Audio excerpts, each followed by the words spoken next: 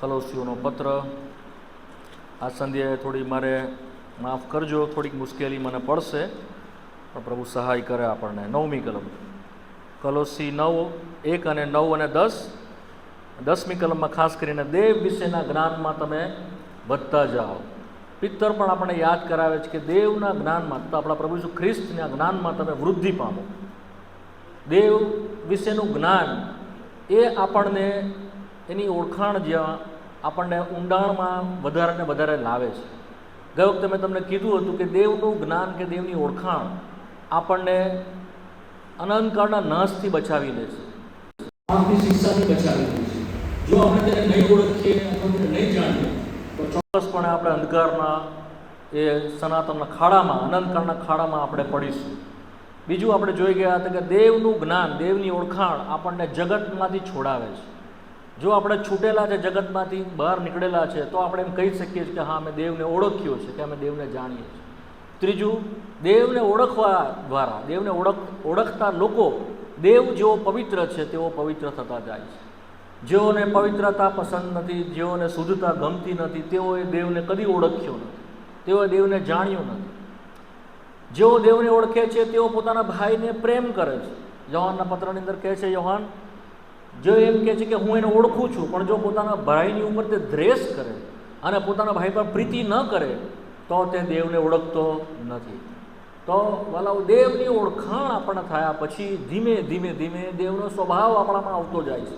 આપણા તેના સ્વભાવથી આપણે પણ પવિત્ર, એના જેવા પ્રેમાળ, એના જેવા દયાળુ, એના જેવા નમ્રતાથી ભરાયેલા અને સહનશીલ આપણે બનતા જાય છે.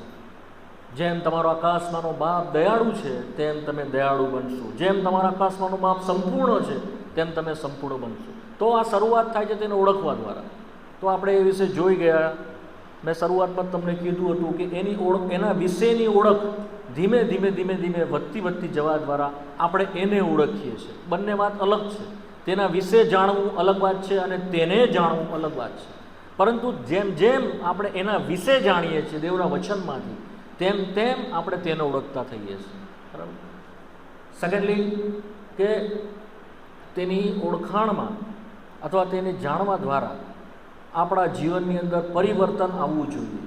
જો આપણા જીવનમાં પરિવર્તન નથી આવતું તો આપણી જે અન્ડરસ્ટેન્ડિંગ છે એના વિશેની, તેની ઓળખાણ છે, એક વાર આપણી માનસિક છે. દેવનું વચન કદી પણ આપણને જ્ઞાન ભેગું કરવાનું કહેતું નથી. નો, એ આપણા જીવનના માટે છે. તો એની ઓળખાણ આપણને એક દયાળુ છે, એ કરુણાળુ છે, એ સર્વશક્તિમાન છે, એ અનન્ય પરમેશ્વર છે, અમાપ્ય છે, અગમ્ય છે, અવર્ણનીય છે, સર્વશક્તિમાન છે, સર્વસમર્થ છે, સર્વજ્ઞ છે, વગેરે વગેરે, એ આપણો અનુભવ બનવો જોઈએ. It must our experience. ખાલી આપણે એના વિશે જાણીએ અને એ આપણો અનુભવ ના હોય તો એનો કોઈ અર્થ નથી. ધારો કે અમેરિકાના જે પ્રેસિડેન્ટ છે ડોનાલ્ડ ટ્રમ્પ, એના વિશે આપણે જાણીએ છીએ કે તે ત્યાંના પ્રમુખ છે અને વગેરે વગેરે, કે તે ત્યાંના એકમાત્ર એવા ફર્સ્ટ પર્સન છે કે જે આખા અમેરિકાનું નેતૃત્વ કરે છે. પરંતુ આપણને એની સાથે કોઈ લગભાગ નથી, આપણને કોઈ લેવા દેવા એમની સાથે નથી. કારણ કે તે બીજા દેશના વડા છે, આપણા દેશના વડા નથી. તો એમના વિશેની ઓળખાણ આપણા સંબંધ સાથે કોઈ લેવા દેવા થતી નથી. પરંતુ આપણા દેશના વડા જે છે તેની સાથે આપણને સંબંધ છે. તેના દરેક નિર્ણયો આપણને ટચ કરે છે. તેની દરેક નીતિઓ, તેઓના જે કંઈ કાયદાઓ, તેઓનું જે રૂલિંગ છે એ આપણા સંબંધમાં આવે છે, આપણા અનુભવમાં આવે છે. તો તે આપણને અસર કરે છે. તેવી જ રીતે એની ઓળખાણ, દેવની જે ઓળખાણ છે એ આપણા સંબંધમાં હોવી જોઈએ, આપણા અનુભવમાં હોવી જોઈએ. આપણે અનુભવથી કહેવો જોઈએ કે તે દયાળુ છે. જેઓ દયા પામ્યા છે તેઓ એમ કહી શકે કે તે દયાળુ છે. જેઓએ તેનો પ્રેમનો અનુભવ કર્યો છે તેઓ જ કહી શકે કે તે પ્રેમાળ છે. આપણે હવામાં એમ જ કહેતા નથી કે તે પ્રેમાળ છે, આપણે એમ જ કહેતા નથી કે તે દયાળુ છે. આપણો અનુભવ બોલવો જોઈએ. તમે સમજ પડે હું જે કહું છું? આપણો અનુભવ પસાર થયેલા હોવા જોઈએ કે તેણે મને છોડાવ્યો છે, તે મારી સાથે ઊભો છે, તેની તાકાત, તેનું સામર્થ્ય મને છોડાવે છે, તે કૃપા આપે છે, એ આપણો અનુભવ હોવો જોઈએ. તો આ બધો અનુભવ આપણે તેની ઓળખાણની વૃદ્ધિ આપણને કરતી જાય છે. આપણે કેવળ જ્ઞાનમાં, આપણા મગજમાં નહીં, પણ આપણા અનુભવમાં, આપણા હૃદયમાં તેનું સ્થાન વધતું ને વધતું જવું જોઈએ. તો આપણા મનમાંથી સાચી આરાધના નીકળશે, તો આપણા હૃદયના ઊંડાણથી the depth of our heart must be blow, પુષ્કળ એનાથી ઉમળકાથી, જેમ દાઉદ કહે છે તારા વિશેના વિચારો તેના દ્વારા મારું હૃદય ઉભરાય છે, ઓવરફ્લોઈંગ, માય હાર્ટ ઓવરફ્લોઈંગ, એના વિશેના વિચારો અદ્ભુત છે. માટે ગીતશાસ્ત્ર તમે વાંચો, દેવના વિશે જે વાતો તેણે કહી અનુભવ સિદ્ધ હતી, અને પ્રકાશ જે કંઈ પામ્યો તે તેના અનુભવથી તે જાણતો હતો કે એનો દેવ કેવો છે. એ ખાલી વાતો નથી, એ ખાલી શબ્દો નથી, નોટ મેરીલી વર્ડ્સ. પ્રભુ આપણી સહાય કરે એના વિશે વધારે સમજવાના માટે, જાણવાના માટે. તો ગઈ વખતે મેં તમને કેટલીક વાતો કીધી હતી, જો તમને યાદ છે. આપણે શરૂઆત કરી હતી, મેં તમને વંચાયું હતું રોમિયોનો પત્ર 1 અધ્યાયની 20મી કલમ. ત્યાં 3 એલિમેન્ટ્સ આપવામાં આવ્યા છે, કે 3 વાના આપવામાં આવ્યા છે કે જે દેવના વિશે બોલે છે. હું આજે ખાલી પાછલા જે છે તે ખાલી કહી જાઉં છું, વધારે ડિટેલ નહીં આપા, જેથી પાછા ગયા વખતે જેઓ નહીં હતા તેઓ એની લિંક પકડાઈ જાય. ત્યાં આગળ લખવામાં આવ્યું છે દેવના અદ્રશ્ય ગુણો, invisible virtue of God, the first. બીજું છે તેનું સનાતન પરાક્રમ, the eternal power of God, દેવનું સનાતન પરાક્રમ. રોમિયોનો પત્ર 1 અધ્યાય 20મી કલમમાં લખેલું છે. ત્રીજું ક્યાં લખ્યું છે? તેનું દેવત્વ, his divine nature, his deity, એનું દેવત્વ કે જેના લીધે તે દેવ છે, એની ઓળખાણ જે છે એનું દેવત્વથી થાય છે. જો એની પાસે એનું દેવત્વ ના હોય તો તે દેવ ના હોય, આ વાત છે. તો અદ્રશ્ય ગુણો એ આપણે જે વખતે જોયા. ત્યારબાદ પ્રભુની ઈચ્છા હશે તો આપણે જોઈશું હિઝ ઇટર્નલ પાવર, એનું પરાક્રમ, એનું જે સનાતન સામર્થ્ય છે તે શું છે, એ સામર્થ્યથી તે શું કરી શકે છે, એની એબિલિટી, એની ક્ષમતા કેવી છે, અને એ અદ્ભુત છે. વાલો ઇન લોર્ડ્સ ટાઈમ, પ્રભુના સમયમાં એ જોઈશું. સેકન્ડ, એનું પરાક્રમ, સનાતન પરાક્રમ. અને થર્ડ, એ તેના સ્વભાવ વિશે બોલે છે, એનું દેવત્વ વિશે બોલે છે. તેનું દેવત્વ, દેવત્વ એટલે જેના એનું ઇનર બિંગ છે, એ એનું આંતરિક વસ્તુ છે. તે છે તેની પવિત્રતા, તેનું ન્યાયપણું અને તેની સત્યતા. એ શું છે? તેનું આંતરિક ગુણ છે, હિઝ ઇનર બિંગ, જેના લીધે તે દેવ છે. સર્વશક્તિમાન, સર્વસમર્થ, સર્વજ્ઞાન, એ દેવ હોવાના લીધે આગવા ગુણ, બહાર દેખાતા ગુણ છે. સમજ પડી? પણ પેલા જે ગુણ છે એ નીકળી શકતા નથી, એ એનામાંથી હટી શકતા નથી, એનાથી અલિપ્ત થઈ શકતો નથી. એના લીધે જ એ દેવ છે. એ શું છે? પવિત્રતા, તેનું ન્યાયપણું અને તેની સત્યતા. નેવર, કદી એ જુદું થઈ શકતું નથી, એ એનાથી જ એ દેવ છે. તો આ 3 માનવના પ્રભુની ઈચ્છામાં આપણે જોઈશું, જેથી આપણે દેવ વિશે જાણીએ. તો પહેલું જે છે એના અદ્રશ્ય ગુણો, ઇનવિઝિબલ વર્ચ્યુ ઓફ ગોડ. તો તે શું છે? સૌથી પહેલાં છે તે અનન્ય પરમેશ્વર છે. He is a unique God. Unique એટલે તે કોઈકના જેવો નથી, કોઈકની સાથે એને સરખાવી શકાતું નથી. એ અજોડ, યુનિક, એના જેવું. ગ્રીકમાં જે મેં તમને વખતે કીધું એનો શબ્દ આપવામાં આવ્યો છે મોનોજીનિસ શબ્દ છે. મોનોજીનિસ એટલે એના જેવું કોઈ નહીં. આખા બ્રહ્માંડમાં, આખા સૃષ્ટિમાં જે કંઈ પણ છે, તમે જે જુઓ છો, જે દેવથી ઉત્પન્ન થયેલું છે, તો પણ એ દેવથી નોખું છે. તમે સૃષ્ટિની કોઈ બી વસ્તુને દેવની સાથે સરખાવી શકતા નથી. માટે યશાયાની અંદર પ્રભુ કહે છે, તમે મને કોની સાથે સરખાવશો? વાંચો યશાયા, મારા ખ્યાલથી 14મા અધ્યાયમાં છે કલમ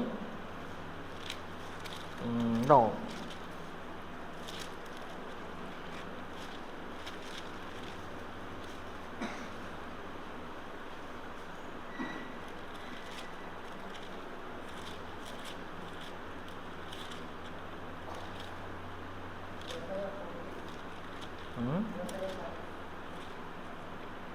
હા, માફ કરજો. યશાયા 40:18 વાંચો. હા, તમે મને કોની સાથે સરખાવશો? હા, કોની સાથે મારો મુકાબલો કરશો? 19મી કલમ. હા હા હા, તમે મને બસ 22મી કલમમાં કહે છે, તે તો પૃથ્વીના નભો મંડપ બિનારનાર અને તેની નજરમાં રહસ્યો તીડ સમાન છે. અને 23મી કલમ કહે છે, સર્વ ન્યાયાધીશ તેને શૂન્ય જેવા છે અને 15મી કલમની અંદર કહે છે કે આખી પ્રજાઓ ડોલના ટીપકતા ટીપા જેવી છે, ત્રાજવાની રજ સમાન ગણાયેલી છે. 17મી કલમ કહે છે પ્રજાઓ તેની આગળ કંઈ વિસાતમાં નથી, તેઓ શૂન્યરૂપ છે, નહીં જેવી છે. એવરીથિંગ જે કંઈ પણ છે એની આગળ નથિંગ, કંઈ પણ નથી એની આગળ, કોઈ મૂલ્ય નથી એની આગળ, કોઈ પણ સૃષ્ટ વસ્તુ દ્રશ્ય કે અદ્રશ્ય બધી જે કંઈ બનેલી છે એની કોઈ સરખામણી આપણા પરમેશ્વરની સાથે કરી શકાતી. એને કહેવામાં આવે છે અનન્ય પરમેશ્વર, અજોડ, યુનિક. તે મેં તમને લાસ્ટ ટાઈમ કહી દીધું, હવે વધારે એના પર જઈશું નહીં, પણ મેં તમને ઘણી બધી વાત એના વિશે કહી દીધી. તમને યાદ છે કયા સંદર્ભમાં તે યુનિક છે? એનીબડી યાદ છે? તમે લખતા નથી? હા હા, યુનિક છે. મેં શેમાં યુનિક છે મેં તમને ગઈ વખતે કીધું હતું. 1 તિમોથીના 1 અધ્યાયની 17મી કલમ ત્યાં લખવામાં આવી છે, તે એકાકી દેવ છે. મેં ત્યાં આગળ તમને કીધું હતું, કલમ મેં ટાંકી હતી, યોહાનની સુવાર્તા 17મો અધ્યાય 13જી કલમ, તે એકલો ખરો દેવ છે, ઓનલી ટ્રુ ગોડ. જો તમે નહીં લખ્યું એ લખી લો, ફટાફટ ઝડપથી બોલી જાઉં છું. તે એકલો ટ્રુ ગોડ છે. શું છે? તે એકલો ખરો પરમેશ્વર છે. રોમિયોનો પત્ર 16મો અધ્યાય ને તેની 27મી કલમની અંદર લખવામાં આવ્યું છે, તે એકલો જ્ઞાની પરમેશ્વર, હી ઇઝ અલોન વાઇઝ. તેના જેવું બુદ્ધિશાળી, તેના જેવું જ્ઞાની અથવા તેનું જ્ઞાન અમાપ્ય છે, અવર્ણનીય છે. લખ્યું તે ઓનલી વાઇઝ ગોડ છે, એકલો જ્ઞાની પરમેશ્વર છે. નેહમ્યા 9મો અધ્યાય તેની 6ઠી કલમમાં લખવામાં આવેલું છે, તે એકલો જીવતો પરમેશ્વર છે. તે એકલો સર્વ સૃષ્ટિનું સર્જન કરનાર, નિભાવી રાખનાર, તેને ટકાવી રાખનાર, તેનું રક્ષણ કરનાર એકલો પરમેશ્વર, હી ઇઝ અલોન. એના સિવાય બીજું કોઈ આ નથી, એકલો જ છે. પછી આપણે 1 તિમોથીના 6ઠા અધ્યાયમાં તેના વિશે વાંચીએ છીએ 15મી કલમમાં, તે એકલો સ્વામી છે, he is alone ruler, owner or master. 16મી કલમમાં વાંચીએ છીએ તેને એકલાને અમરપણું છે, he is alone immortal God. Endless life એમ કે છે ઇંગ્લિશમાં, જેનું જીવન કદી સમાપ્ત થતું નથી એવો અમર્યાદિત વર્ષોનો ઈશ્વર છે, એકને એકલો. બીજું છે તે એકલો સ્તુત્ય પરમેશ્વર છે, he is only worthy or only blessed God, only worthy to praise. સ્તુતિને પાત્ર, સ્તુતિને યોગ્ય બીજો કોઈ નથી. વાલાઓ, કદી પણ તમારી મારી સ્તુતિ બીજા કોઈને જવી જોઈએ નહીં. આપણું ભજન કેવળ એના માટે છે, આપણો મહિમા કેવળ એનો કરવાનો છે, કોઈ માણસનો નહીં, કોઈ વ્યક્તિનો નહીં, કોઈ પદાર્થનો નહીં, કોઈ આકૃતિનો નહીં, કોઈ મહત્વાકાંક્ષાઓનો નહીં, પૈસાનો નહીં, કશાનો નહીં. કેવળ દેવ આપણી સ્તુતિને, આપણા ભજનને, આપણા માનને યોગ્ય પરમેશ્વર. તો હી ઇઝ અલોન. તે બધું મેં આપણે તમને ગઈ વખતે કીધું. માટે તે યુનિક પરમેશ્વર છે, એકાકી દેવ છે. બીજું મેં તમને ગઈ વખતે કીધું હતું માલાખીમાંથી, હું કદી ન બદલનાર પરમેશ્વર છું, અનચેન્જિંગ ગોડ. કેવો છે પરમેશ્વર? કદી બદલાતો નથી. પછી બીજું યાદ છે મેં શું કીધેલું?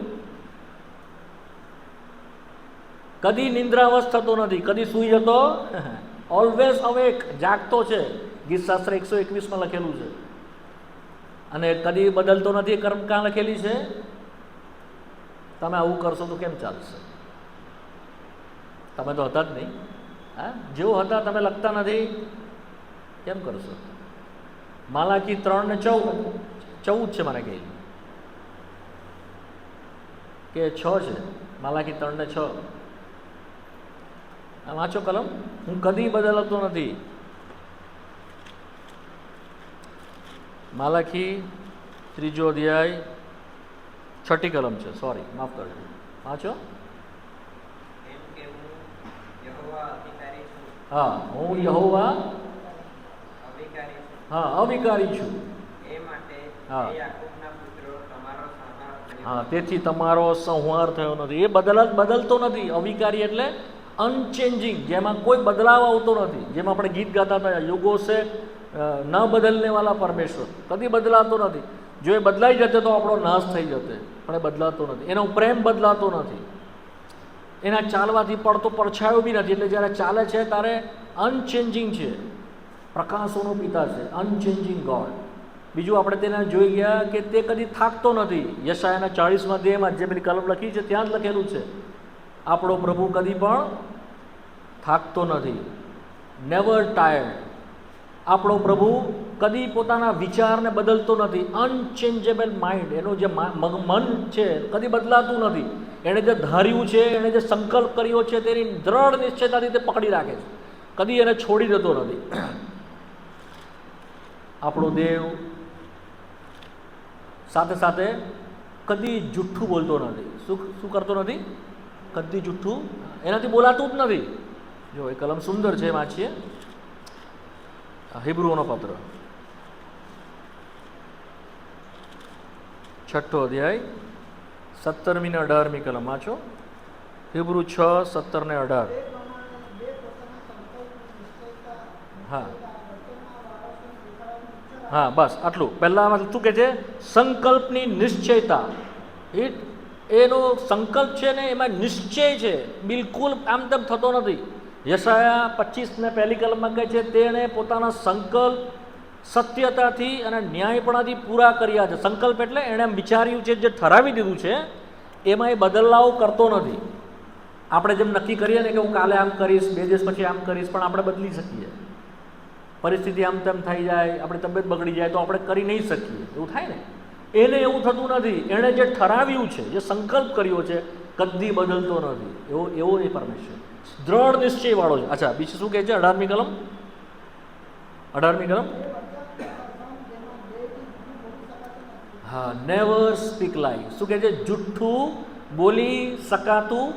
જુઠ્ઠું બોલતો નથી એવું નથી. શું કહે છે? જુઠ્ઠું બોલી શકતો જ નથી. હી કાન્ટ. આપણે તો પડે જુઠ્ઠું બોલીએ. આપણા માટે બહુ ઇઝી છે. બહુ મોટું તો જુઠ્ઠું નહીં, પણ નાનું જુઠ્ઠું આપોઆપ નીકળી જાય આપણા એઝ એ હ્યુમન બિંગ, આપણા માણસ તરીકે.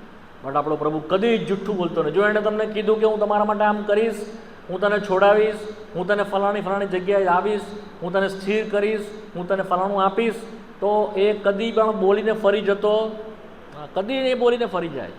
એ કહે છે ગણનાના પુસ્તકની અંદર, મારા ખ્યાલથી, હું માણસ નથી કે બોલીને ફરી જાઓ. ગણના 23 ને 19, 144 નંબરના પાના પર જૂના કરારમાં વાંચો. હા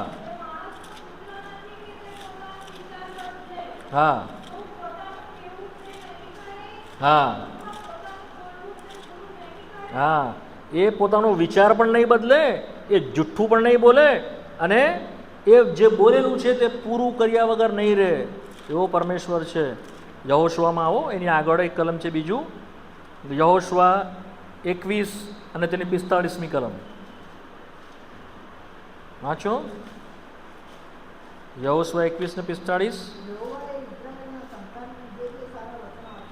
હા હા, એક કે નિષ્ફળ ગયા નથી, પણ શું કરે છે? એને બધા પરિપૂર્ણ કર્યા. એવો તે પરમેશ્વર છે. સાથે આવો તિમોથીમાં, 1 તિમોથી અને 2 અધ્યાય,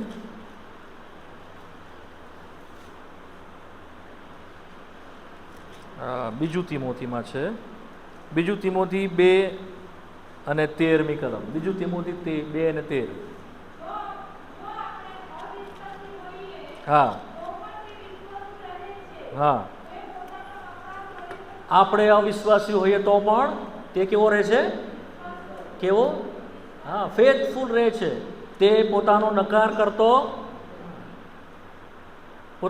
કરતો નથી. એટલે જેટલા એને પોતાના સંદર્ભમાં એણે કીધેલું છે એ બોલીને ફરી જશે નહીં, છોડી દેશે નહીં, પોતે પોતાના ડિનાય નહીં કરે. How wonderful God! કેટલો અદ્ભુત તમે સમજો છો આજે હું કહું છું તો સમજ પડે છે? પ્રભુની સ્તુતિ તો આવા મહાન પરમેશ્વરને, યુનિક પરમેશ્વરને, આવો અદ્ભુત પરમેશ્વરને કે જેના કોઈ સાથે સરખાવી શકાતું નથી, એવા પરમેશ્વરથી આપણે દૂર રહેવું જોઈએ નહીં. એની જેટલી નજીક તમે આવશો, જેટલો એને તમે જાણશો, એના વિશે તમે અનુભવશો, વાલાઓ, તમારું જીવન પુષ્કળ બદલાયેલું હશે. તમે કે હું જે આશીષોની પાછળ દોડીએ છીએ એ આશીષોની પાછળ દોડવાનું બંધ થઈ જશે તમારું. તમને એની પાસેથી જે માંગવાની આપણી આદત પડી ગઈ છે, પ્રભુ મને આ આપ તે આપ, એ બંધ થઈ જશે. તમે એની પાસેથી કંઈ પણ પામવાની ઈચ્છા તમારી બદલાઈ જશે. તમે એમ થશે કે પ્રભુ આ બધું મને કશું જોઈતું નથી, આઈ વોન્ટ યુ, મને તું જોઈએ. જો તમે આ બધા અનુભવથી તમે જાણશો કે આવો મહાન પરમેશ્વર છે, તો એ જે આપે છે એના કરતાં મને એ કેમ નહીં મળે, એને હું કેમ નહીં પામું, એને હું કેમ છોડી દઉં, એને આપણે જોઈએ. એક વખતની એક વાત છે, મારા ખ્યાલથી આ સિકંદરના સમયની વાત છે, અને સિકંદરના જે સરદારો હતા એની વાત છે કે જ્યારે તેઓ લૂંટ કરીને આવ્યા, પુષ્કળ બધું લૂંટ્યા અને લૂંટીને લાયા અને બધું ભેગું કરીને મૂક્યું. અને ભેગું કરીને મૂક્યા પછી જે મુખ્ય સરદાર હતો એ મુખ્ય સરદારે બીજા જે 3 સરદારો હતા એને કીધું કે હવે આ તમારા ભાગ જે મૂકેલા છે સોનાની, જે આપણે લૂંટ કરીને આવ્યા છે, એ વહેંચી લો. આ તમારો ભાગ છે, આ તારો ભાગ છે, આ તારો ભાગ છે. તો 3 જણા જે હતા તેઓને તેણે 1, 2 ને 3 એમ પોટલા મૂક્યા અને એ લોકોને પોટલાની આગળ ઊભા રાખ્યા કે આ તમારા છે, તમે લઈ લો. ત્યાર પછી સરદાર શાંતિથી આ રીતે ઊભો હતો. એવામાં બન્યું એવું કે બીજા 2 જણા હતા તેઓએ પોતપોતાના પોટલા લઈને ચાલવા માંડ્યા, પરંતુ જે ત્રીજો વ્યક્તિ હતી તે પોટલાને અડકતી નહોતી. અને જ્યારે સરદારે એને જોયું તો એ ત્યાંથી ફરીને સરદારની પાછળ આવીને ઊભો રહી ગયો, મુખ્ય સરદારની. એ જે પેલો જે બીજો એનો સેનાપતિ હતો, એ સેનાપતિને પેલા સરદારે પૂછ્યું, વાલા મારા જોડીદાર, તું અહીંયા કેમ ઊભો છે, તું આ તારું લે અને જેમ પેલા 2 ગયા એવી રીતે તારો ભાગ લઈને જા, આનંદ કર. અને આ તો તારી મહેનત છે, આ તો તને મળવું જોઈતું હતું, અને આ તે જ તારી કમાયેલી વસ્તુ છે, જા અને લઈને જા અને આનંદ કર. પરંતુ પેલા જે સેનાપતિ હતો, જે ત્રીજો, એણે કહ્યું કે મને આ જોઈતું, આઈ ડોન્ટ વોન્ટ ઇટ. તેણે કહ્યું કે તને શું જોઈએ? I want you. શું કીધું એણે? મને તું જોઈએ. એની પાછળ આવીને ઊભો રહી ગયો, મને આ નહીં જોઈએ, મને તું જોઈએ. ઇતિહાસ એવું કહે છે કે ત્યાર પછી એના પછીનો જે કંઈ સરદાર બન્યો તે વ્યક્તિ બન્યો. અમેઝિંગ. સો બિલવડ ભાલાઓ, આજ સાંજે મારા હૃદયનો બોજ જે છે તમારી સાથે વહેંચતા, એની જે ગહનતા છે, એની જે મહાનતા છે, એનું જે સનાતન વસ્તુ અને જે એની જે સ્તુતિપાત્ર પરમેશ્વર, આટલું મહાન પરમેશ્વર, એ આપણા મનોમગજમાં નહીં રહે, એ આપણો જીવનનો ભાગ બને. જો તમે એને એ રીતે લેશો ને તો તમે એને ચોંટી જશો, એને વળગી પડશો અને એની સાથે સાથે એની સેવા કરવાનું માન પામશો. તો આ સંધ્યાએ અનન્ય પરમેશ્વર આપણે જોઈ ગયા છે. પ્રભુની કૃપામાં આપણે એક સ્ટેપ આગળ વધીએ. અને અમાપ્ય પરમેશ્વર છે. કેવો છે? અમાપ્ય. બોલો મારી સાથે, કેવો છે તે? અમાપ્ય એટલે કે જેને માપી ન શકાય. ઇનમેઝરેબલ ગોડ ઇંગ્લિશમાં એ પ્રમાણે છે. ઇનમેઝરેબલ, જેને આપણે માપી નહીં શકીએ. ઇનસર્ચેબલ ગોડ, કે જેને આપણે શોધી બી નહીં શકીએ, એનું માપદંડ કાઢી નહીં શકીએ, એવો એ પરમેશ્વર છે. ગમે એટલા કેલ્ક્યુલેટર ભેગા મારો તમે તો એ 0 થઈ જાય, હેંગ થઈ જાય કેલ્ક્યુલેટર બી, એની ગણતરીમાં બી નહીં આવે. અનકમ્પેરેબલ તો છે જ, યુનિક તો છે જ, અનન્ય તો છે જ, પણ કે છે અમાપ્ય, તમે મને કદી નહીં માપી શકો. સૌથી પહેલાં તો તે સર્વકાળનો પરમેશ્વર, અવર ગોડ ઇઝ ઇટર્નલ ગોડ. તેના વર્ષો અમાપ્ય છે, એના વર્ષોની ગણતરી થઈ શકતી નથી. એની દ્રષ્ટિમાં 1000 વર્ષ એક દિવસના જેવો છે, એક જ દિવસના જેવો. 1000 વર્ષો અમાપ્ય છે. કાં વાંચીએ છીએ આપણે ગીત શાસ્ત્ર, તેનો 90મો અધ્યાય. ગીત શાસ્ત્ર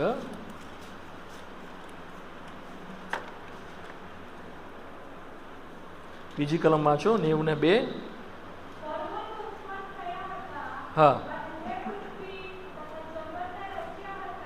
હા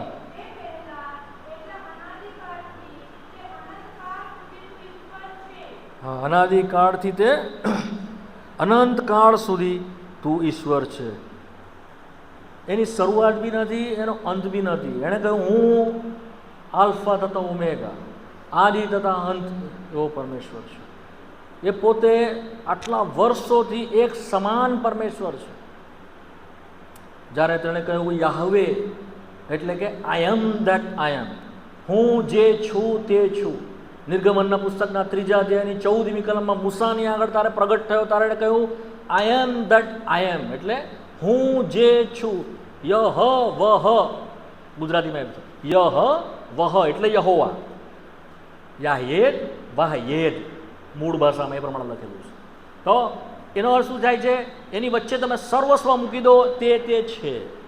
પ્રભુ ઈસુ ખ્રિસ્તે આવિધાની સાથે કીધું, હું જગતનું અજવાળું છું, હું જીવનની રોટલી છું, હું જીવન છું, હું છું. આઈ એમ. કોઈ એવું ક્લેમ નથી કરી શકતું, એકલો એણે કર્યો છે, એ છે. સમજ પડી? તો એ કેવો પરમેશ્વર છે? સર્વકાળ, અનાદિકાળથી અનંતકાળ, ઇટર્નલ ગોડ. આપણે યશાયાના 26મા અધ્યાયની 4th કલમ વાંચીએ, તે સનાતન ખડક છે, ઇટર્નલ રોક. બરાબર, સનાતન આપણે છે ને બધી ઘણી બધી વસ્તુઓને સનાતન કહીએ છીએ. Don't speak beloved. બધી વસ્તુ સનાતન નથી. સનાતન આ, સનાતન પેલું, ડોન્ટ સે. Only God, it is eternal. And જેની સાથે બિલોંગ થયેલી છે, જેની સાથે જે ચોંટેલી છે, જેની સાથે જોડાયેલી છે, તે અનંતકાળિક છે, બીજું કંઈ નહીં. બધી વસ્તુ સનાતન નથી. માટે બહુ ધ્યાનથી બોલીએ. આપણે જે બોલીએ છીએ બહુ સમજપૂર્વક બોલીએ. આપણે ગમે તેમ ભજન નહીં કરી શકીએ, આપણે ગમે તેમ આરાધના નહીં કરી શકીએ. વાઇસફુલી સમજ કે સાથ ઉસકી સ્તુતિ કરો, સમજપૂર્વક તેનું ભજન કરો. ઓકે, તો વાંચીએ છીએ આપણે. ઇટર્નલ છે. રોમિયોનો પત્ર 9મો અધ્યાય તેની 5મી કલમ. પાછું કોઈ? રોમી 9:5. ઝડપથી વાંચી જાઓ, સમય બચાવવા. ઇટર્નલ. હા હા. સર્વકાળ કેવો છે? સર્વોપરી છે. અને બીજું સર્વકાળ સ્તુત્ય પરમેશ્વર છે. હવે તમે બરાબર ધ્યાનથી સમજજો. ખાલી ઇટર્નલ, તેના દહાડા ઇટર્નલ છે એટલું જ નથી, પણ શું છે? તે સર્વકાળ સર્વોપરી છે. ગઈ વખતે મેં કીધું હતું કે તે એકલો સ્વામી છે, ઇઝ ઓનલી રૂલર. હવે એટલો છે એવું નથી, પણ તે હંમેશને માટે રૂલર છે. સર્વકાળ સ્તુત્ય છે, સર્વકાળ સર્વોપરી છે, ટેમ્પરવરી નહીં. જેમ મેં કીધું કે ડોનાલ્ડ ટ્રમ્પ 5 વર્ષ માટે કે 10 વર્ષ માટે પ્રમુખ બને છે, મોદી 5 વર્ષ માટે પ્રધાનમંત્રી છે, આપણા પ્રેસિડેન્ટ 5 વર્ષ કે 10 વર્ષ માટે, જે લોકોને સમયગાળો ત્યાં સુધી અધિકાર હોય છે. ઇટર્નલ, હંમેશને. આપણો પ્રભુ કેવો છે? સર્વકાળનો પ્રભુ તો છે, પણ સાથે સાથે કેવો છે? સર્વકાળ સ્તુત્ય છે, સર્વકાળ કેવો છે? સર્વોપરી પ્રભુ છે. હવે જો દાનિયેલના પુસ્તકમાં આવો, દાનિયેલ 2:20. ઝડપથી વાંચો. ત્યાં આગળ ત્યાં પણ આ જ વસ્તુ લખી છે, સર્વકાળ સ્તુત્ય છે.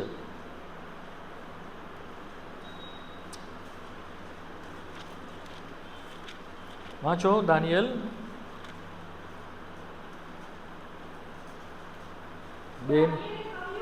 હા હા હા. સદા સર્વકાળ કેવું છે?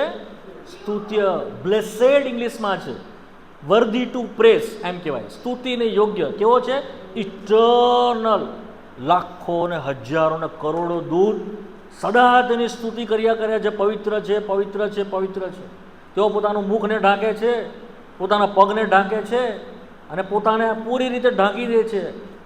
એની આગળ હંમેશને માટે આ ગાયા કરે છે, પવિત્ર છે, પવિત્ર. તેની સેવા કર્યા કરે છે, ઇટર્નલ, થાક્યા વગર. જો સાથે સાથે કેવો છે આપણો પરમેશ્વર? 6ઠ્ઠો અધ્યાયમાં આવો, દાનિયેલનો 6ઠ્ઠો અધ્યાય.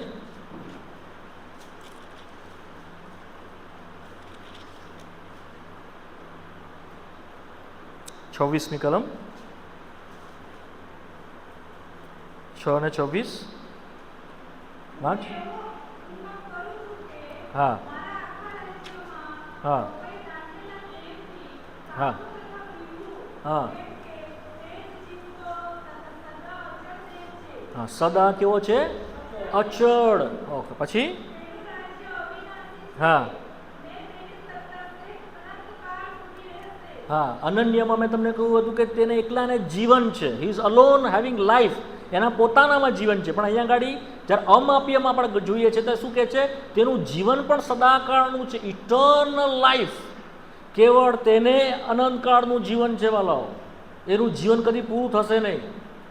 એ જ જીવન, અનંત જીવન તેણે આપણને આપ્યું છે, નોટ ટેમ્પરવરી. આપણો દેવ સદાકાળનો છે, સદાકાળ સર્વકાળ સ્તુત્ય છે, સદા સર્વકાળ કેવો છે? જીવંત પરમેશ્વર છે. કેવો છે?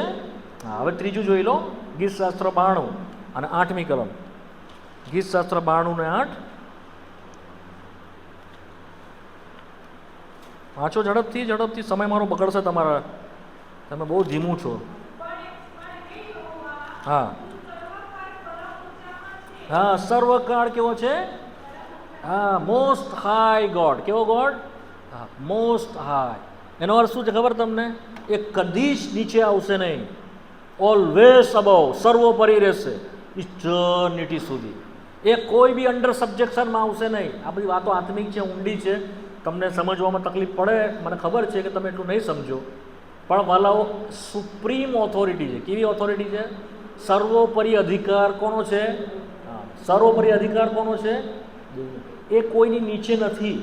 આ સાદી ભાષા, તેની નીચે બધું છે. ડેપ્યુટી ઓથોરિટી કહેવાય. સર્વોપરી છે, એ બધાની ઉપર નિયંત્રણ કરે છે, બધાની ઉપર તે માલિક અને ધણી હંમેશના માટે. સોવરીન કહેવાય એને, સર્વોપરી પરમેશ્વર કહેવાય.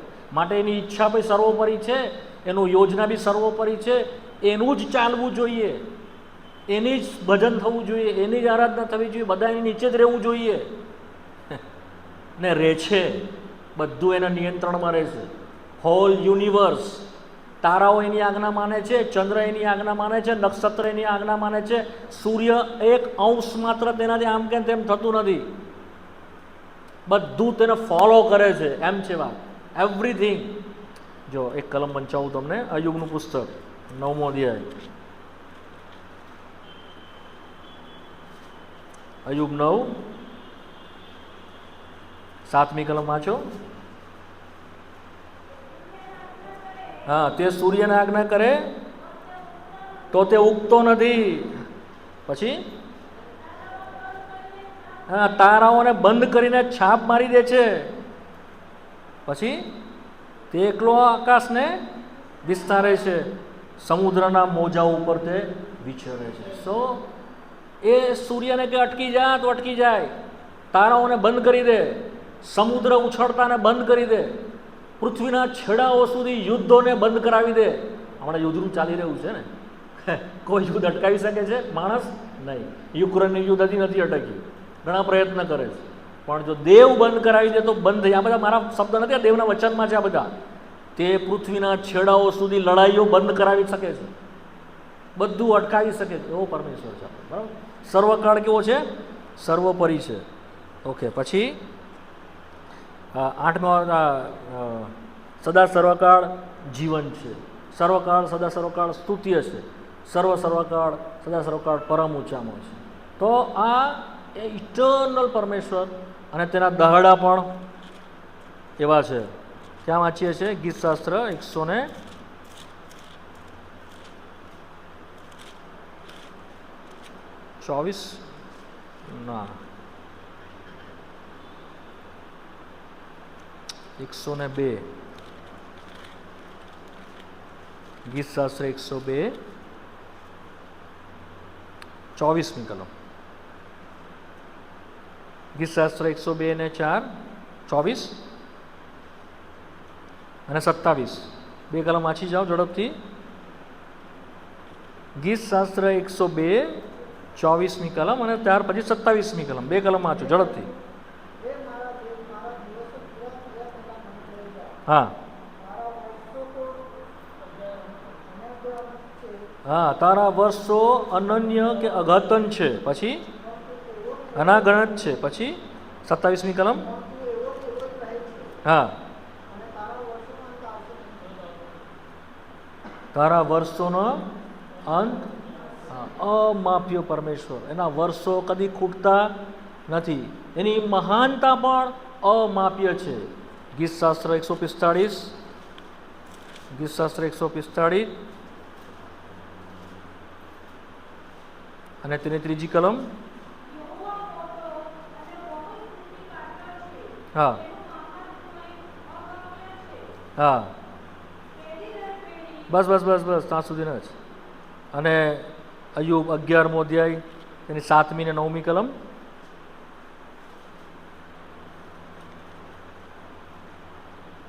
અયુબનું પુસ્તક તેનો 11મો અધ્યાય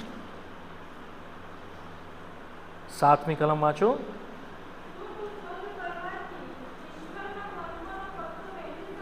હા હા હા 8મી કલમ. હા હા હા હા 9મી કલમ.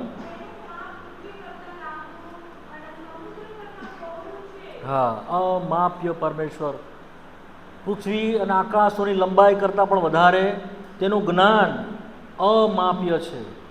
તો તેના દિવસો અમાપ્ય છે, તેની મહાનતા અમાપ્ય છે, તેનું જ્ઞાન અમાપ્ય છે. કદી આપણે એનું જ્ઞાન જે સર્વેનું બનાવ્યું તે આપણે કરી શકતા નથી. માણસ તેનો પાર જ પામી શકતું નથી. માટે આપણે કહીએ છીએ કે આપણે એને પૂરી રીતે સમજી શકતા નથી.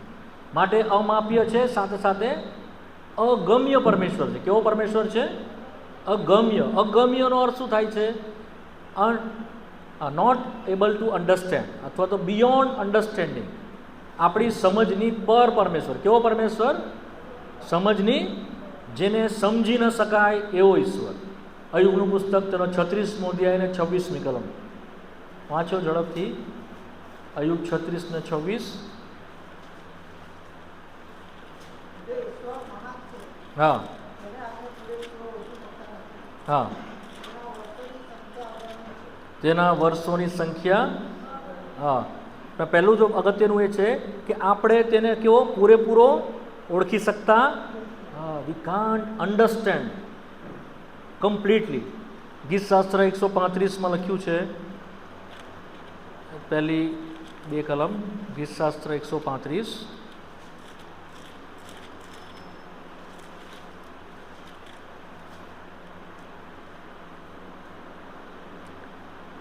તેરમી કલમ.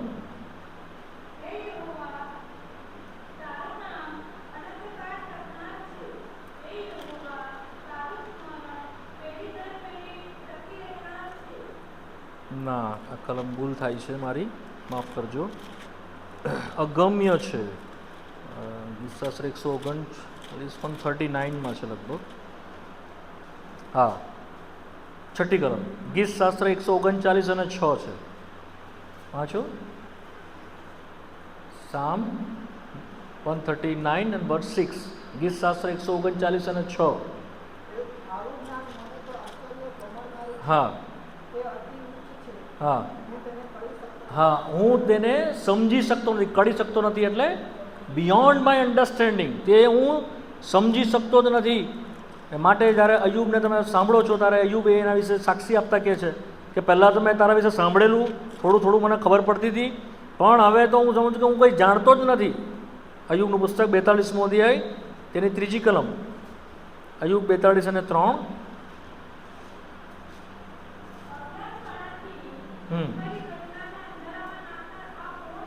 હા હા હા હા, એ વાતો એવી અદ્ભુત છે કે હું તે સમજી શક્યો નહીં. એણે બહુ દલીલ કરી આખા યુગના પુસ્તકની અંદર. છેવટે દેવે વંટોળિયા દ્વારા એની સાથે વાત કરી અને એણે કહ્યું કે હવે તારી કમર બાંધ અને હવે તું જવાબ આપ.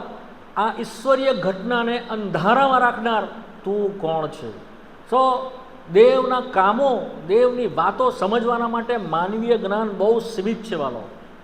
આપણે તો જોકે થોડું ભણતર આપણું ઓછું છે, પણ જેઓ PhD થયેલા છે, જેઓ ડૉક્ટરેટ થયેલા છે, જેઓ આ સાયન્ટિસ્ટો છે, જેઓ મોટા મોટા તત્વજ્ઞાનીઓ છે, જેઓ આખા દુનિયાના પુસ્તકો વાંચી વાંચીને એટલું જ્ઞાન, અને એ લોકોના મગજો ભયંકર રીતે અદ્ભુત રીતે ચાલે છે, તેઓ પણ આવા મહાન પરમેશ્વરને સમજી શકતા નથી. અશક્ય છે તેને સમજવું. એણે જે બનાવ્યું છે ને વાલાઓ, તે પણ આપણે સમજી શકતા નથી. મેં ઘણી વખત આ કલમ કોટ કરેલી છે. સભા શિક્ષકના 3જા અધ્યાયની 11મા કલમમાં લખેલું છે કે જેણે અતથી ઇતિ સુધી જે કંઈ બનાવ્યું તેનો માણસ પાર પામી શકે એમ નથી. વાંચો સભા શિક્ષક 3 અને 11. વાંચો.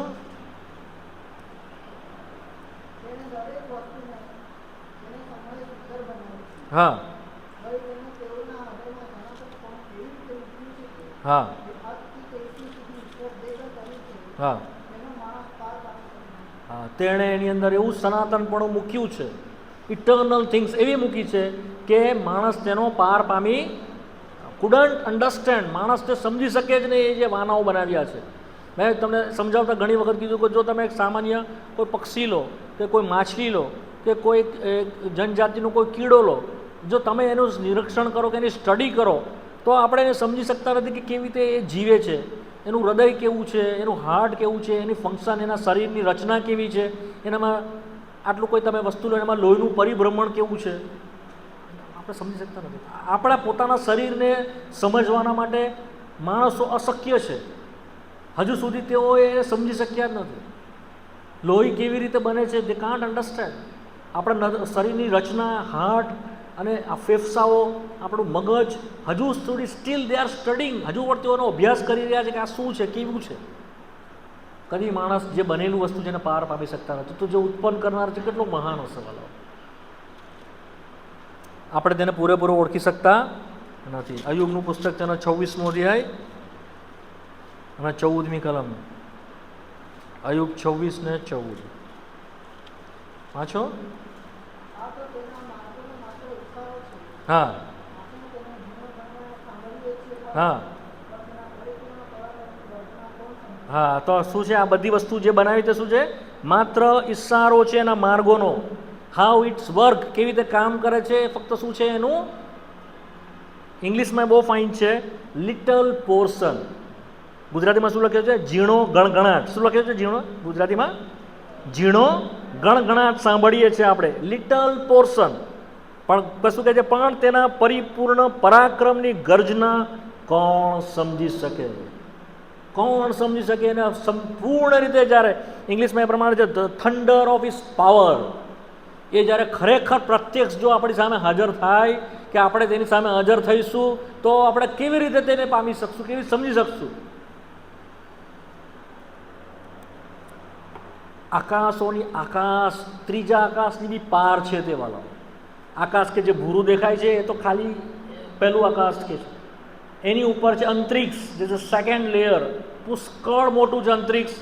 અત્યારે જે વેબ મૂકવામાં આવેલી છે એનું નામ શું છે? ટેલિસ્કોપ મૂક્યો છે હમણાં, તરતો મૂક્યો છે, એનું નામ ભૂલી ગયો.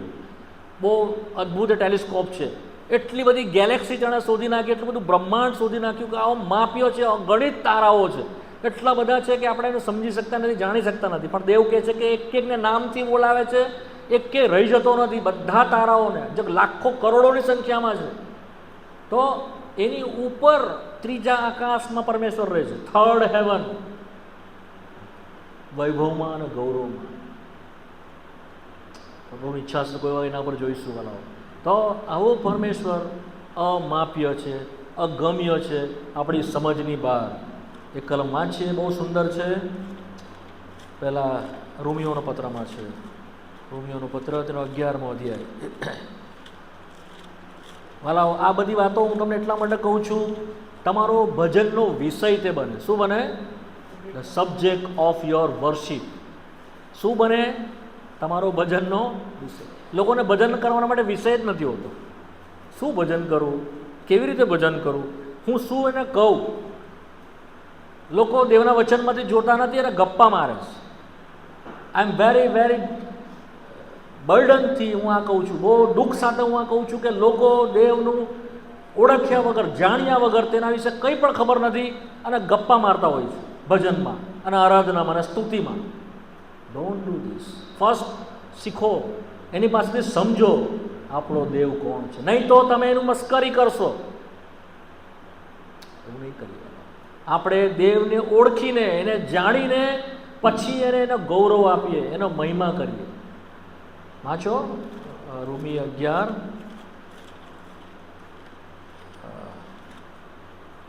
અને તેની 33 થી 36 કલમ. વાંચો, કોઈ સાથે મળીને વાંચીએ. ચાલો. આહા, દેવની બુદ્ધિની તથા જ્ઞાનની સંપત્તિ કેવી અગાધ છે, તેના ઠરાવો કેવા ગૂઢ છે, તેના માર્ગો કેવા અગમ્ય છે. કેમ કે પ્રભુનું મન કોણે જાણ્યું છે, અથવા તેનો મંત્રી કોણ થયો છે, અથવા કોણે તેને પહેલાં કંઈ માપ્યું અને તેને પાછું ભરી આપવામાં આવે. કેમ કે તેનામાંથી તથા તેના વડે તથા તેને અર્થે સર્વસ્વ છે, તેને સર્વકાળ મહિમા હો. This is our God. સર્વ તેનાથી, સર્વ તેને માટે, સર્વ તેને વડે. સદા સ્તુત્ય પરમેશ્વર, સદા પરમ ઊંચામાં, સદાકાળ જીવતો, સદા મહિમા અને ગૌરવમાં રહેનાર પરમેશ્વર. તમારે ને મારી સ્તુતિ માટે એ ઝંખે છે. શું કરે છે? મારી બનાવેલા માણસ, મારો છોડાવેલો માણસ, 2%. પહેલો બનાવેલો માણસ, માય ક્રિએશન, માય ક્રિચર, અને બીજું મારો છોડાવેલો, માય રિડીમ, મને ઉદ્ધાર આપનારો. તે શું કરે? મને મારું ભજન કરે, મારી સ્તુતિ કરે. તમારે ને મારે એને કહેવાનું છે. શું કરવાનું છે? આ બધું જે મેં કીધું ને એ આપણે શું કરવાનું છે? એને શું કરવાનું છે? બોલો ને. હા, ગીતશાસ્ત્ર 66, ગીતશાસ્ત્ર 66, ત્રીજી કલમ, ગીતશાસ્ત્ર 66 ને 3.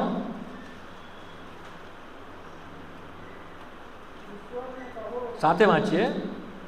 ઈશ્વરને કહો, તારા કામ કેવા ભયંકર છે, તારા મહાસામર્થ્યને લીધે તારા શત્રુઓ તારી આગળ. એને કહો તારું કામ કેવું પરાક્રમી છે, કેવું મહિમાવાન પરમેશ્વર. એને કહો. ઘણા લોકો પોતાનું મોં બંધ રાખે છે. તેઓ સ્તુતિ કરતા નથી, તેઓ ભજન કરતા નથી. ભલા નહીં કરીએ. જો તમે એના ભજન નહીં આપશો, તમે એની સ્તુતિ આરાધના નહીં કરશો, તમારું મોં બંધ રહેશે. વાલાઓ, શૈતાન આ ઈચ્છે છે કે તમે ને હું કદી તેની સ્તુતિ નહીં કરીએ, તેનું ભજન નહીં કરીએ. આપણને કેવળ એની સ્તુતિ આરાધના માટે આ મોં આપવામાં આવ્યું છે. તું તારું મોં ઉગાડ કે હું તે ભરીશ. ક્યારે આપણું મોં બંધ રહે છે ખબર છે? એક તો પહેલાં તો આપણે જો એને ઓળખતા નથી, એના વિશે જાણતા નથી, તો આપણું મોં બંધ રહેશે. જો આપણે પાપમાં જીવીએ છીએ તો આપણું મોં બંધ રહેશે. જો આપણે તેનાથી દુઃખી અથવા દૂર રહીએ છીએ, નિરાશ થઈને, તો આપણું મોં બંધ રહેશે. કદી પણ આપણું મોં બંધ રાખીએ. હંમેશા ફર્સ્ટ પ્રભુને આપીએ આરાધના. સવારમાં ઉઠતાની સાથે એને આરાધના કરીએ. અરે કહો, તું બહુ સ્તુતિપાત્ર છે, તું મહિમાનો પ્રભુ છે, તું ગૌરવનો પ્રભુ છે, તું સનાતન છે, સદા સર્વકાળ સ્તુત્ય પરમેશ્વર છે. આ જે કંઈ મેં તમને કીધું તો અવિકારી છે. તું કદી બદલાતો નથી, તું કદી થાકતો નથી, તું કદી નિંદ્રાવસ્થ થતો નથી. એને કહો. સમજાય મારી વાત? તમારા ભજનમાં આ બધું લો. જ્યારે જ્યારે એની સ્તુતિ કરો ત્યારે એને કહો. શૈતાન તમારા મોં બંધ કરવા માંગે છે. Open your mouth. તમારા મોંને ખોલો. જો તમે ખોલશો તો તમારું હૃદય સંતોષ પામશે. આપણે રવિવારે શાના માટે જઈએ છીએ? શાના માટે? શાના માટે જઈએ છીએ? જોરથી બોલો ને. નવા નવા સારા કપડાં પહેરેલા છે, આજે નવા પહેર્યા છે, બતાવવા જઈએ લોકોને. શાના માટે જઈએ છીએ? દેવળમાં કે પ્રભુ ભજનમાં? આપણે શું કહીએ છીએ? પ્રભુ ભજન એમ કહીએ છીએ ને. પ્રભુ ભજન કરવા જઈએ છીએ એમ કહીએ છીએ ને. તો ભજન કરવાનું છે ને આપણે જઈને, એની આરાધના કરવાની છે ને, સ્તુતિ કરવાની છે ને. ત્યાં જઈને કે ચૂપ રહીને આવી જવાનું પાછું. પાળક સાહેબ કરશે, વડીલ કરશે, બીજા 10 જણા જે ઉપર ટેબલ પર પેલા ઉપર ચડે છે એ લોકો ગીત ગાશે અને આપણે નીચે. એવરીબડી નવા કરારમાં બધા યાજક છે. દરેક બધાએ સેવા કરવાની છે, બધાએ અર્પણ લઈ જવાનું છે, બધાએ સેવા કરવાની, બધાએ સ્તુતિ કરવાની. એક એક નવા કરારમાં યાજક છે. જૂના કરારમાં અમુક લોકોને યાજક હતા, અમુક જ લેવી કુળમાં હતા, પણ નવા કરારમાં પ્રભુએ એવું કર્યું કે બધાને યાજક વર્ગ આપ્યું છે. પહેલું પિત્તર 2 ને 9 લખવામાં આવ્યું છે. પ્રકટીકરણના 1 પહેલા 2 ને 5મી કલમમાં લખવામાં આવ્યું છે. તમે સર્વ રાજ બનીએ યાજક વર્ગ છો, પવિત્ર પ્રજા છો, પ્રભુના ખાસ લોક છો, કે આપણે એને યજ્ઞ આપીએ. તો આપણે શું કરીએ છીએ? ત્યાં જઈને ભજન કરતા આપણે મોં બંધ હોય છે અને જે આપણે એને આપવાનું છે તે આપતા નથી. આપણે શું કરીએ છીએ? માંગીએ છીએ. શું કરીએ છીએ? દેવળમાં જઈને શું કરીએ છીએ? ભજનમાં જઈને માંગીએ છીએ. આખું અઠવાડિયું માંગીએ, રવિવારે બી જઈને માંગીએ. પ્રભુ પેલું આપને. ઓ પ્રભુ, ખેતરમાં કંઈ ઉગ્યું નથી. ઓ પ્રભુ, નોકરીમાં કેટલી તકલીફ. ઓ પ્રભુ, મારા છોકરાને જો. ઓ પ્રભુ, મારે પેલું રોગ, ઓ પેલું દુઃખ. રડતા રડતા જઈએ, રડતા રડતા પાછા. કોઈ આનંદ નહીં, કોઈ મોં પર સ્મિત નહીં. કેમ ખબર? કારણ કે આપણે જેને આપવાનું છે ને એ આપ્યું નહીં, માટે દુઃખી ગયા અને દુઃખી પાછા. એવું નહીં કરીએ. જો તમારે આનંદિત પાછા આવવું છે ને, આ રવિવારથી કરો, બલકે આજથી જ કરો, ધીસ ટાઈમથી એને આપો. તમે એને આપશો ને, આપોઆપ તમારા હૃદય શાંત થઈ જશે, આપોઆપ તમારા મોં પર આનંદ આવશે. તમને ખબર પડશે કે મેં આપ્યું, મેં માંગ્યું, મેં આપ્યું પ્રભુને. બદલાશે વાલાઓ, કમ્પ્લીટ. તમને એમ થશે કે હવે મારે પૂરું થયું, મારું આજ તો મારું કામ હતું, આના માટે તો મને બનાવેલો, આના માટે તો મને છોડાવેલો કે હું કંઈક એને આપું. આટલો મહાન પરમેશ્વર, હજારો દુઃખ તો એને સ્તુતિ કર્યા વગર રહેતા નથી, થાકતા નથી, થાક્યા વગર કરે છે. એને મારી સ્તુતિ જોઈએ છે, મારું ભજન જોઈએ છે, અને હું આવીને એમ જ જતો રહું છું, ખાલી આવો ને ખાલી જતો રહું. નહીં કરીએ બાબા, એનું ભજન કરીએ, એને સ્તુતિ કરીએ. એક કલમ વાંચીને બંધ કરી દઈએ. પ્રકટીકરણનું પુસ્તક, પ્રકટીકરણનું પુસ્તક 5મો અધ્યાય,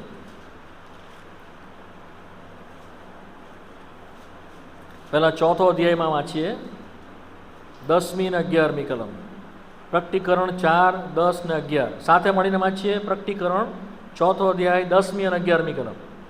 ત્યારે 24 વડીલો રાજ્યસન પર બેઠેલાને પગે પડશે ને સર્વકાળ જીવન છે તેની આરાધના કરશે, ને રાજ્યસન આગળ પોતાના મુકુટ નાખી દઈને કહેશે, ઓ અમારા પ્રભુ તથા દેવ, મહિમા, માન તથા સામર્થ્ય પામવાને તું જ યોગ્ય છે, કેમ કે તે સર્વને ઉત્પન્ન કર્યા, તારી ઈચ્છાથી તેઓ હતા અને ઉત્પન્ન થયા. સર્વ પોતાનું મુગટ પણ નાખી દેશે. આ ઇટર્નિટીમાં છે, આ સ્વર્ગનું ચિત્ર છે. સ્વર્ગમાં પછી પ્રાર્થના નથી, સ્વર્ગમાં શું કરવાનું છે? ભજન જ કરવાનું છે. અચ્છા, બીજી એક કલમ વાંચી લો.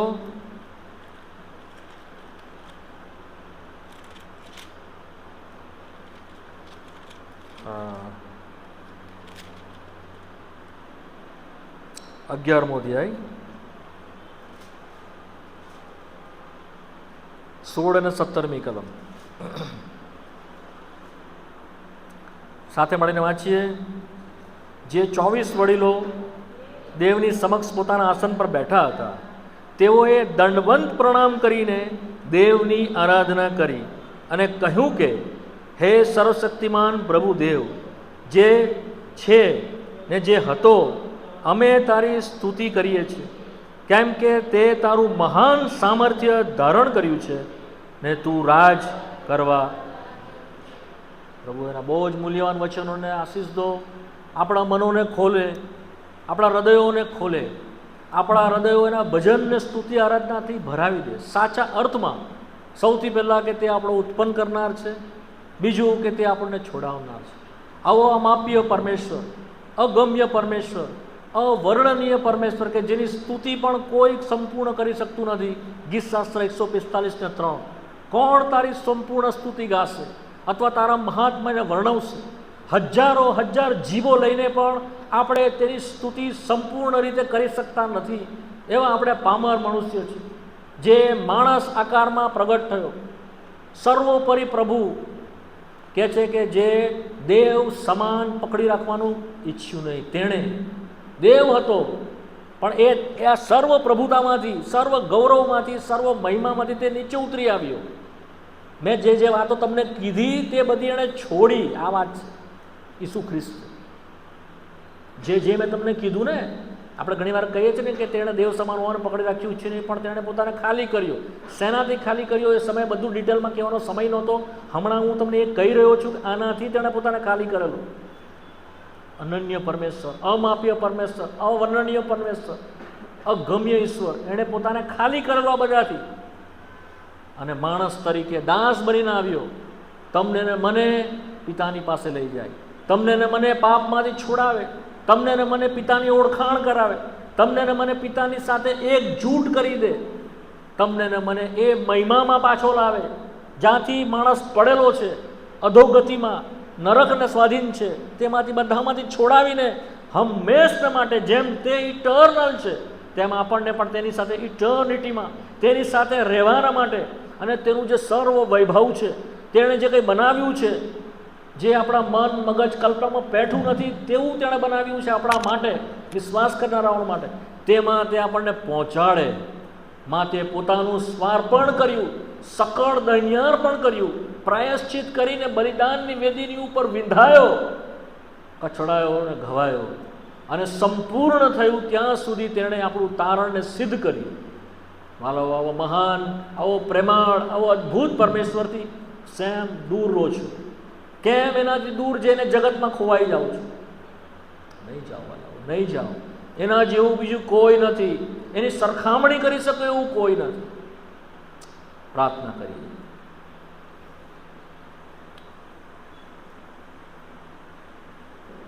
શાંત રહીએ થોડોક સમય. શું અહીંયા આગળ એવું કોઈ બેઠું છે હજુ પણ આવા મહાન ગહન પરમેશ્વરથી દૂર છે, તેના જીવનથી દૂર છે? શું અહીંયા કોઈ એવું બેઠું છે કે હજુ પણ તેના મનમાં શાંતિ નથી? આ દેવની સાથે હજુ પણ એનો ઝઘડો છે. આ દેવને ઓળખવાના માટે હજુ પણ તેની આંખ બંધ છે. આ દેવને સમજી ન શકે હજુ પણ એવો તેની હાલત છે. શું અહીંયા કોઈ એવું બેઠું છે? કૃપા કરીને તમારા હૃદયને કઠણ નહીં કરો. તમે અહીંયા અકસ્માત રીતે આવ્યા નથી. દેવ તમને અહીંયા લાવ્યો છે જેથી કરીને તમે એને જાણો, એને ઓળખો. મહેરબાની કરીને હવે બહુ લાંબુ કરશો નહીં. સમય અને દાડા બહુ ઓછા રહ્યા છે. ગમે ત્યારે આ કૃપાનો દરવાજો બંધ થઈ જશે. ગમે ત્યારે આ મહાન પરમેશ્વર તેના ગૌરવમાં પ્રગટ થશે. પછી તે ન્યાયાધીશની જેમ પોતાના ન્યાયસ્થાનની ઉપર બેસશે અને જગતનો અદલ ઇન્સાફ કરશે. પછી બચવાનો કોઈ આરો કે ચાન્સ મળશે નહીં. હમણાં જો તમે એની વાણી સાંભળો, જો આવો મહાન પરમેશ્વરને તમે મળવા માંગો, જો આવા મહાન પરમેશ્વરની પાસે આવવા માંગો, જે કોઈનાથી દૂર નથી, જે કોઈનાથી પોતે અલગ રાખતો નથી, પણ તેણે પોતે પોતાને પ્રગટ કર્યો છે. યહોવાએ પોતે પોતાની ઓળખાણ આપી છે તેના દીકરા ઈસુ ખ્રિસ્ત દ્વારા. આવો ઈસુ ખ્રિસ્તની મારફતે એ પરાક્રમી દેવની પાસે આવો, એ મહાન અગમ્ય દેવની પાસે આવો, જે દેવે પોતે બધું મૂકીને માણસ બની ગયો તમારા માટે, કે તમે એની ઓળખાણમાં આવો. શું કરવાનું આપણે? કેવળ મોંથી પોતાના પાપોની કબૂલાત કરવાની. પ્રભુ મુજ પાપોની ક્ષમા આપ. પ્રભુ હું ભયંકર પાપી છું, મારા પાપની મને માફી આપ, મને ક્ષમા આપ. બહાર મારું જીવન બહુ સારું છે પણ અંદર મારું જીવન બહુ ગંદુ છે. મારો પાપ મને છોડતા નથી, હું પાપનો ગુલામ છું. આવો મહિમાવાન પ્રભુ, પણ હું તો કેવી પડેલી દશામાં છું. તારો વૈભવ, તારો ગૌરવ મારાથી બહુ દૂર છે. સઘળાએ પાપ કર્યું અને સઘળા દેવના મહિમા વિશે અધૂરા છે. ઓ પ્રભુ, હું સમજી પણ શકતો નથી, ત્યાં પહોંચવાની વાત તો બહુ દૂર છે મારા માટે. મારો હાથ પકડી લે. આ જ સંધ્યાએ મને બચાવ. આ પ્રાર્થના તમારા મનમાં કરો વાલાઓ. જો તમને બેચેની છે, જો તમને શાંતિ નથી, જો તમારા હૃદયમાં આજે પણ દુઃખ છે અને પ્રભુની સાથે તમે યુદ્ધ લડી રહ્યા છો, આજે નહીં કાલે કરીશ, આજે નહીં કાલે કરીશ, હમણાં મને મજા કરી લેવા દો, વાલાઓ તમને ફરી તક મળશે નહીં. આજે જ સમય છે, આજે જ તારણનો દિવસ છે. આ સંધ્યાએ વાલાઓ, જો કોઈ આપણી મધ્ય એવું બેઠું છે હજુ પણ તારણ નથી પામ્યું, પાપોની માફી નથી પામ્યું, આજે મનમાં પ્રાર્થના કરો, તમે તારણ પામશો. પોતાનું જીવન પ્રભુને સોંપી દો. સાચો પસ્તાવો કરીને એને સોંપી દો. પ્રભુને કહો, પ્રભુ હું મારું જીવન તને સોંપું છું, મારા હૃદયમાં રહેવાને માટે આવો.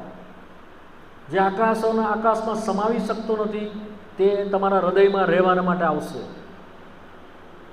અમાપ્ય પરમેશ્વર તમારા મનમાં વસશે. અગમ્ય કે જે સમજાય એવો નથી, પોતાના વચન મારફતે, પોતાના પવિત્ર આત્માની મારફતે તમને સમજાશે.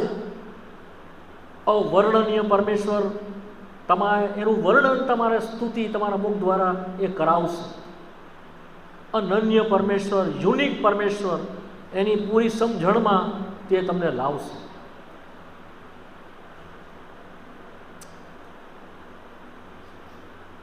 ભાઈ ઈશાન, કૃપા કરીને આગળ આવો અને પ્રાર્થનામાં સહાય કરો. ત્યારબાદ ભાઈ ફ્રેન્કલિન પ્રાર્થના કરાવી અને આશીષ માંગશે.